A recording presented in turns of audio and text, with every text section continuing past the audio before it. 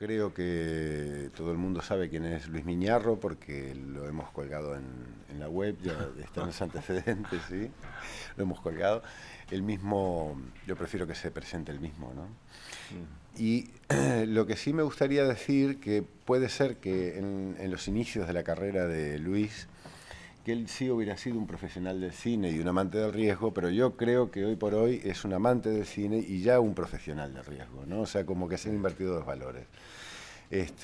Y yo creo que la filmografía que ha producido él, en esa filmografía queda muy claro que es un profesional del riesgo y de alto riesgo, porque es un cine bastante difícil, entre comillas. Por ejemplo, como anécdotas, Albert Serra, que hace poco le hicimos una entrevista con honor de caballería, tiene sus grandes detractores, por ejemplo, pero tiene sus grandes amantes, entre ellos Geraldine Chaplin, que lleva un DVD siempre de honor de caballería con ella. O sea, y es justamente lo interesante. Yo creo que todo este ciclo de conferencias nosotros lo hemos basado no en un cine fácil, no en un cine comercial, no en un cine sencillo, sino en un cine que haga pensar y que incluso logre la oposición de ideas y que nos permita discutir, recuperar un poco esa vieja costumbre de no tragarnos todo lo que nos dicen, ¿no?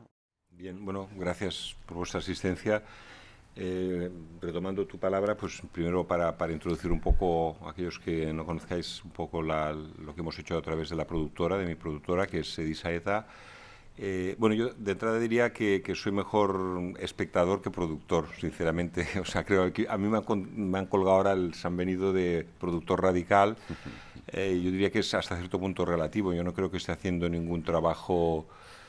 Estoy haciendo un trabajo no convencional, ahí sí, ahí estoy de acuerdo, ¿no? Pero no creo que esté haciendo nada, digamos así, tan radical como se esté haciendo, por ejemplo, en las artes plásticas o en otras disciplinas digamos, de la comunicación y del arte, ¿no? Yo creo que el cine, de alguna manera, es un arte en sí mismo como muy ligado a la industria o a un cierto tipo de industria, por tanto, que la transgresión la permite hasta un cierto punto, ¿no? Casi es más transgresor, por decirlo de alguna manera, el cine de terror, por decirlo así, o en algún momento en los años 70 quizá la pornografía, que no el cine independiente o el cine artístico. Es decir, con eso quiero dar a entender que sí, hago películas no convencionales, que lo que quiero es seguir haciendo películas no convencionales, pero lo de transgresoras sería relativo, ¿no? El decir que es cine transgresor.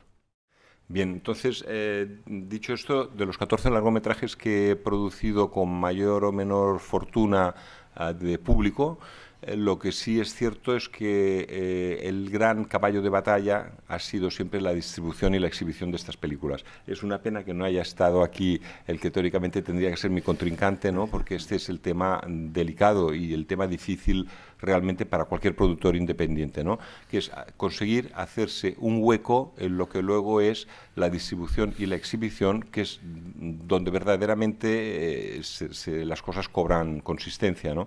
Es el momento decisivo de llegar o no llegar al público. Entonces, por desgracia, yo diría que hay una tendencia al pensamiento único o a una fórmula, a poder, digamos, darle énfasis a esa fórmula, que es una fórmula básicamente industrial, que es la que predomina en todas las pantallas, que cada vez se ha ido haciendo con más poder dentro de las pantallas y que no solo me refiero exclusivamente al cine norteamericano, si queréis luego podemos abundar en esto. Y lo que sí es cierto es que un cine, digamos, independiente o que de alguna manera aporte una mirada distinta, cada vez está siendo más difícil conseguir estar en los circuitos tradicionales. Al hablar de circuitos tradicionales nos referimos siempre a la exhibición normalizada de películas que es en salas de cine, ¿no? Bueno, por ejemplo, Andrei Tarkovsky logró hacer en su vida 7 películas.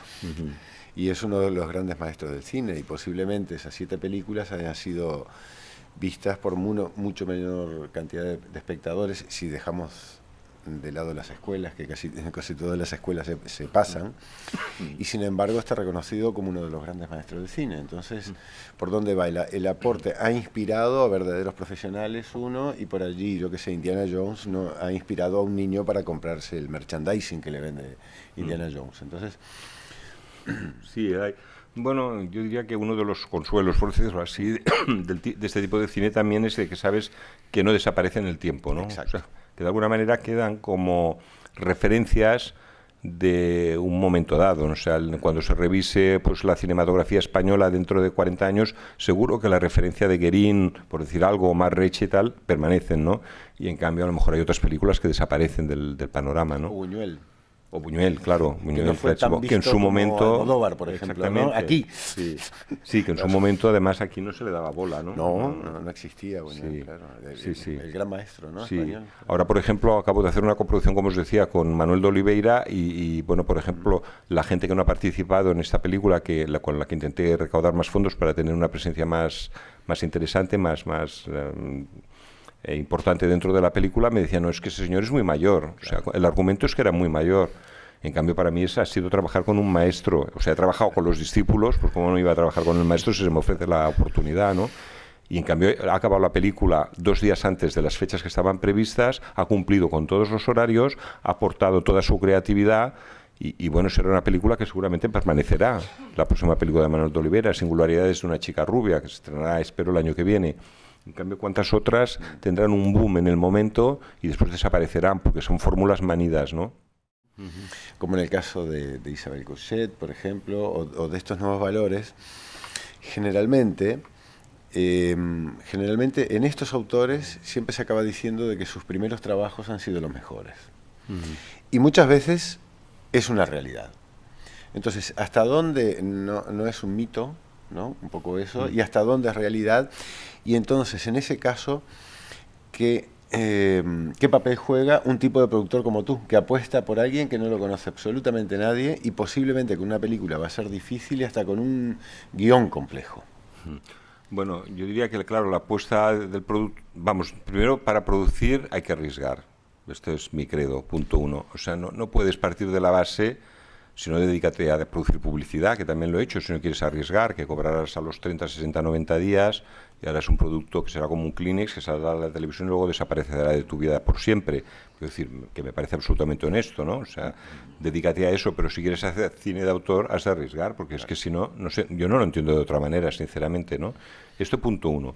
Y punto 2, después, entre los múltiples proyectos que puedes hacer, hay que escoger aquellos con los que uno se sienta más identificado desde el punto de vista personal, o sea... Quiero decir, a mí me interesa involucrarme en las películas en las que estoy, entonces primero las veo como si casi las pudiera hacer yo, si me gustaría hacerlas a mí, punto 1, ¿no? Y segundo, porque el perfil de la persona que me lo presenta me interesa, ¿no?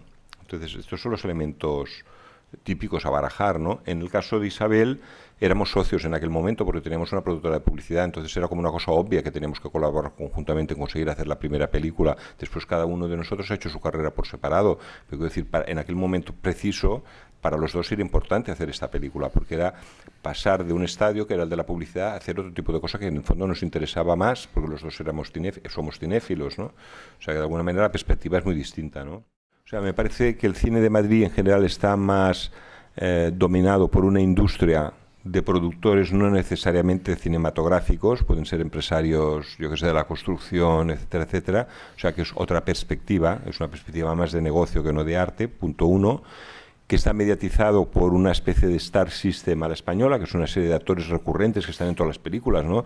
Ahora Cámara, Maribel Verdú, etcétera, duran 3 o 4 años, luego desaparecen, o 7 años, ¿no? Ahora ya nadie se acuerda de Jorge Sanz, en fin, de otros, ¿no? Pero hay como un sistema de hacer cine que funciona relativamente bien como industria, que es muy diferente del modelo de Barcelona, sin establecer ningún paralelismo de cuál es mejor ni peor. Es sencillamente diferente. Porque el modelo de Barcelona es un modelo de productos, primero, de menor presupuesto, de este tema que decíamos, de como de 1 millón de euros para abajo, que nacen, algunos de ellos muy fomentados por las escuelas como la Pompeu Fabra, etcétera, como es el documental, con una tradición de otros autores más, digamos, individualistas y ajenos a un sistema industrial, como puede ser Joaquín Jordá, por citar a alguien, y la Escuela de Barcelona que tú decías, aunque eso es un fenómeno aparte que si quieres también lo comentaremos, y con una especie de posibilismo de la individualidad, del autor individual, de un cierto posibilismo de hacer cosas.